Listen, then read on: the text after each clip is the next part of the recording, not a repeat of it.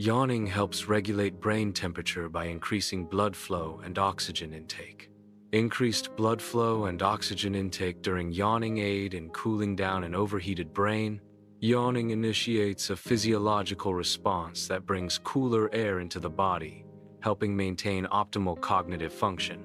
Contagious yawning is linked to the brain's empathy network. Observing someone else yawn activates mirror neurons in the brain. This empathetic response causes yawning to spread among groups of people. Various stimuli, such as seeing someone yawn, can trigger the yawn reflex.